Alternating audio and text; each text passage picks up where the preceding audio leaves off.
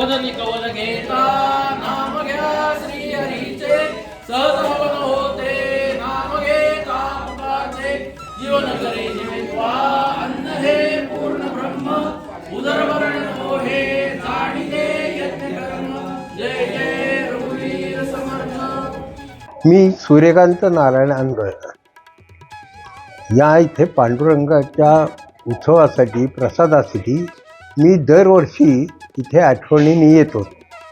आमचे जे रोहित महाजन आहेत ते अतिशय धार्मिक वृत्तीने आणि सगळ्यांच्या आमंत्रण करून सगळ्यांना बोलून महाप्रसादाचं इथे या महाप्रसादाचं आणि इथलं नातं एक असं वेगळं आहे की जे जे इथे येऊन जातात ते सगळे चांगले यशस्वी होतात। माझ्या अनुभवावरनं मी सांगतो की मी पांडुरंगाच्या इथे येऊन दर्शन घेतलं की माझे ज्या काय आपल्या मनात इच्छा असतील त्या सगळं पांडुरंग पूर्ण करून घेतो। आणि हा जो प्रसाद आहे तो प्रसाद इथे जेवढे भक्त येतील त्या सगळ्यांना हा प्रसाद दिला जातो आणि सगळ्यांना पुरतोही व्यवस्थित। अतिशय रोहित महाजन आमचे दरवर्षी अतिशय धार्मिक पद्धतीने आणि व्यवस्थित सगळा उत्सव पार पडतात। माझं नाव प्रीती प्रकाश देवपूरकर। माझ्या आईचं हे माहेर आहे। ह्याचे जे आजोबा आहेत रोहितचे आजोबा ते माझ्या आईचे मावस भाऊ होते। तर माझ्या लहानपणापासून मी माझ्या आई वडिलांबरोबर यायचे या उत्सवाला। तेव्हा मला काही इतकं कळत नव्हतं, पण नंतर जसं म्हणजे माझं लग्न झाल्यानंतर सुद्धा मी हे येणं चालू ठेवलेलं आहे आता। आणि आता नित्यनेमाने मला 6 दिवस इथं आमंत्रण असतं उत्सव, त्यामुळे मी इथे येते। मला जेवढं जमल तेवढं मी मदत करते, सेवा करते। मला खूप छान वाटतं इथं आणि मी म्हणजे इतकं मी भावूक होते हे सगळं बघून पंढरपुराचं। आणि माझ्या आईचं हे दैवत होतं। माझी आई पांडुरंगाला गेल्याशिवाय कधी जेवत नव्हती, त्यामुळे तिचे सगळे गुण माझ्यात आलेले आहेत। आणि सगळे पूर्वीचे दिवस मला आठवतात। पूर्वी इथं वाडा होता, ह्या वाड्यात सगळ्या पंक्ती चालायच्या शेणाने सारवलेले वगैरे। आणि ही सगळी जुनी मंडळी एकदम म्हणजे फार रिच होती जुनी मंडळी आणि बघून वगैरे इतकं मन प्रसन्न व्हायचं सगळं। आणि आता इथे मला सगळं आठवतं। रामकृष्ण हरी जगद्गुरू संत तुकाराम महाराज यांचे 14 टाळकरी त्यातले एक गंगाजीबुवा मवाळ त्यांचे आम्ही वंशज आहोत। साधारण 12वी 13वी पिढी आहे। आणि तुकाराम महाराज ज्यावेळी भंडारा डोंगरावर भजन कीर्तन करायचे तेव्हा तळेगाव दाभाडे हे गंगाजीबुवा मवाळांचं गाव। तर एक दिवस त्यांची म्हैस हरवते। म्हैस 3 दिवस झाले तरी सापडत नाही। मग ते म्हैस शोधत शोधत भंडारा डोंगरावर जातात 3 दिवसांनी। तिथं तुकाराम महाराज बसलेले असतात भजन करत। तर तुकाराम महाराजांना म्हणतात, महाराज तुम्ही माझी म्हैस चुकली बघितलीत का? तर ते त्यांना सांगतात की म्हैस नाही चुकली, तू चुकलाय। म्हैस तुझ्या घरी दावणीला बांधलेली आहे। ते म्हणले 3 दिवस झाले मी घरी जाऊन रोज शोधतोय पण म्हैस काय मला सापडत नाही। ते म्हणतात नाही तू आज जाऊन बघ, म्हैस तुझ्या घरीच आहे, दावणीला बांधलेली आहे। घरी गेल्यावर बघतात तर म्हैस घरीच असते आणि जेवढे दिवस ती हरवलेली असते तेवढे दिवसाचं दूध एका दिवशी देते ती। मग हे अनुभव आल्यावर ते म्हणतात की हे कोणतरी मोठे व्यक्ती आहे, महापुरुष आहेत की मग रोज ते भंडारा डोंगरावर जायचे आणि त्यांच्या मागं लागायचे की महाराज तुम्ही आमच्या घरी आलंच पाहिजे। असं 8-10 दिवस 15 दिवस जातात। शेवटी ते तयार होतात की त्यांच्या घरी जायला पाहिजे, जेवायचं हे ठरतं दिवस। तो जेवायचा दिवस ठरतो। महाराज ज्या दिवशी येणार त्याच दिवशी सकाळी त्यांच्या मुलाला देवी झालेले असतात आणि तो दगावतो। तर महाराज येतात, हे म्हणतात आता करायचं काय? मग त्यांचं दोघांचं नवरा बायकोंचं असं ठरतं की आतमध्ये त्याला आतल्या खोलीमध्ये झाकून ठेवू आणि महाराज येऊन जेवून वगैरे गेले की ह्याचं काय असेल ते आपण बघू। महाराज येतात, बसतात। आता शेवटी तुकाराम महाराज ते म्हणतात, गंगाजीबुवा म्हणतात की आता जेवायला घ्या चला पटकन। म्हणतात मुलगा कुठे आहे तुझा? मुलगा कुठेही म्हणल्यावर ते म्हणतात खेळत असेल बाहेर, येईल त्याचा तो येईल, त्याला वेळ होईल तेव्हा आपण जेवून घेऊ। नाही म्हणते मुलगा आल्याशिवाय मी काय जेवणारच नाही। मग बराच वेळ जातो यार। शेवटी ते असं सांगितल्यावर त्यांच्या म्हणजे ते मुलाच्या आईच्या डोळ्यात पाणी येतं। शेवटी आईचं हृदय म्हणतात काय झालंय? म्हणतात असं झालंय आणि देवीने तो असा दगावलाय। कुठं आहे? म्हणतात आत आहे।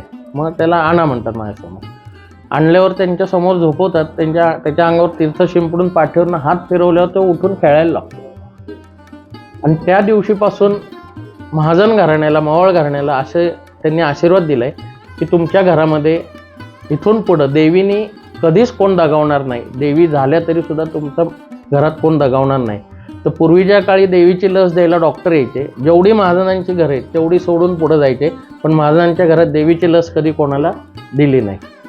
तर असं करता करता मग ते त्यांचं आणि महाराजांचं एवढं हे वाढतं की ते त्यांचे एकदम जवळचे टाळकरींपैकी एक होतात. आणि मग तुकाराम महाराजांचे अभंग जे लिखाणाचं काम आहे ती जबाबदारी गंगाजीबुवा मवाळांवर ते सोपवतात.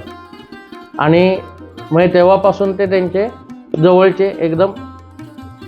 तर तुकाराम महाराजांना त्यांचे गुरु बाबाजी चैतन्य यांनी माघ शुद्ध दशमी ते पौर्णिमा हे 6 दिवसाचा सप्ताह कर आणि ब्राह्मण भोजन आणि ते सगळं तू हे कर असं त्यांना हे दिलेला होता, माघ शुद्ध दशमी ते पौर्णिमा.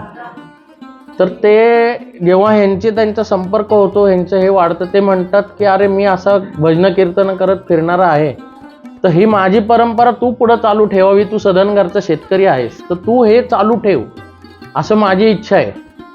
आणि त्यांनी प्रासादिक मूर्ती आपल्याला राही रुक्मिणी पांडुरंगाच्या दिल्या आणि तेव्हापासून आपल्याकडं हा उत्सव चालू आहे. आज तागायत ह्याला कुठलंही त्यांनी आम्हाला जे आशीर्वाद दिलेले आहेत की या 6 दिवसात तुम्हाला सोयरसुद्धा काय कुठलाही अडचण येणार नाही, कसलीही अडचण येणार नाही. त्याप्रमाणे 2 ते 3 वर्ष कोरोनाच्या काळात आपला उत्सव आला तेव्हा ती लाट कमी झाली आहे. ह्याच्यापेक्षा सुद्धा जास्त गर्दी त्या 2 वर्षामध्ये आपल्याकडं आली. लोक प्रसाद घेतला गेली आणि प्रसाद घेऊन गेल्यावर कोणालाही काही प्रॉब्लेम आला नाही. दोन्ही वर्षी आपला उत्सव याचप्रमाणे हे झालेला. 1-2-3 वर्षापूर्वीच सगळं बिघडून गेलं होतं. सगळं आई माझी आजारी होती, ते सगळं असं होतं आणि 8 दिवसावर उत्सव आला. आम्ही 1 महिना आधी सगळी तयारी करून ठेवतो. 8 दिवसावर उत्सव आला होता. मी इथंच खुर्चीत बसलो, म्हणलं आता सामान आणायचं किराणा माल, काहीतरी आपल्याला हालचाल केली पाहिजे. बसलो आणि मला मेसेज आला की रिटर्न भरला होता, इन्कम टॅक्स रिटर्न, त्याचे 25,000 रुपये जमा झाले. तसंच उठलो, मार्केट यार्डला गेलो आणि सगळं सामान आणून टाकलं. आणि अजून एक ह्याचा एक मोठा हे अनुभव म्हणजे वाड्यातले जुने लोक सांगतात, जेव्हा वाडा होता, प्लेगची साथ आली होती, तेव्हा अन्नधान्य सगळं तुटवडा आणि सगळं हे होतं. तर रात्री कोणतरी बैलगाडी घेऊन आलं आणि 8-10 पोती किराणा मालाची सगळी वाड्याच्या बाहेर खाली केली. त्यांना विचारलं कोणतरी, अहो कोणाकडे आले तुम्ही? नाही हे फक्त महाजनांकडे पोचवा एवढं मला सांगितलंय. आणि त्यानंतर तो बैलगाडीवाला निघून गेला. त्याच्यानंतर तो परत कधी आलाही नाही, काही नाही. म्हणजे या गोष्टी, अशा अनुभव या उत्सवात भरपूर वेळ आलेले आहेत. या उत्सवासाठी दरवर्षी न चुकता गुळवणी महाराज, मामासाहेब दांडेकर, दत्त महाराज कवीश्वर, केशव जोशी ही सगळी मंडळी दरवर्षी येणार म्हणजे येणार न चुकता. आणि हे सगळं त्यांचं आहे, कारण वडिलांचं जेव्हा बहिणीचं लग्न झालं तेव्हा वडिलांना पण जास्त पगार नव्हता, पण त्या ह्याच्यात सुद्धा त्याच ह्याच्यात उत्सवामध्ये कधीच आम्हाला कमतरता जाणवली नाही. आणि मलाही ते अनुभव खूप आलेले आहेत की वडील गेल्यानंतर सगळ्यांना वाटलं होतं की आता हे होणार कसं किंवा काय, पण आजपर्यंत कधीही असा प्रॉब्लेम आलेला नाही.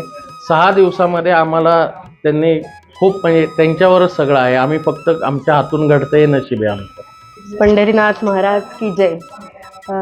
गेले 400 वर्ष आमच्या घरात हा उत्सव चालू आहे. माझा या घरात जन्म झाला हे खरंच मी माझं खूप मोठं भाग्य समजते. आध्यात्मिक बॅकग्राऊंड असल्यामुळे आमच्या आयुष्यात खूप मोठं आम्हाला या गोष्टीची खूप जास्त मदत होते. आमच्याकडे आषाढी कार्तिकी वारी आहे.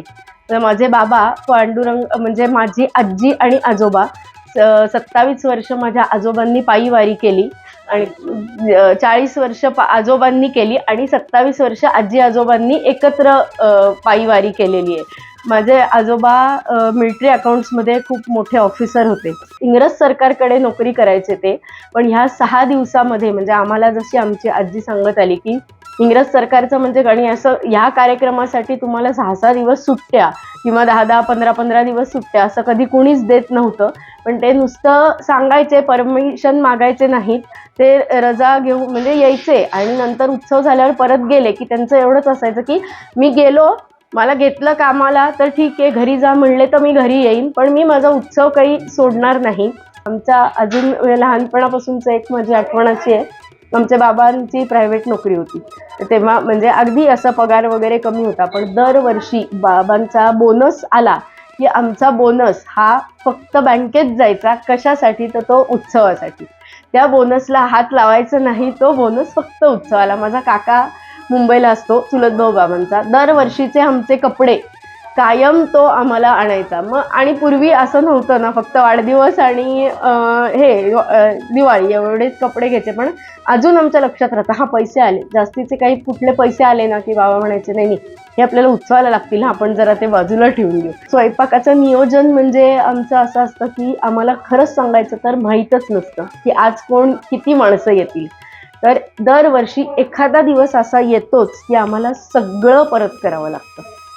म्हणजे एका पंक्तीचा वेळ जो असतो आमचा ना, तो थांबावं लागतं.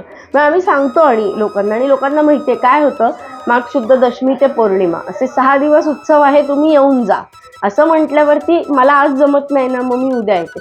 एक थोडासाच अंदाज असतो की सुट्टी आहे ना तर थोडी गर्दी होईल, पण ती असं कधी असं होत नाही. ऑड वारी सुद्धा एखाद्या वेळी म्हणजे दरवर्षी 1 वर्ष. आता कालच आम्ही भाजी करावी लागली, ताक करावं लागलं, कोशिंबीर करावी लागली, पोळ्या कराव्या लागल्या, पण असं होतं. पण ते सगळं तो अक्षरशः तो म्हणजे निभवून नेतो आणि वर्षभराची एनर्जी पूर्ण मिळून जाते.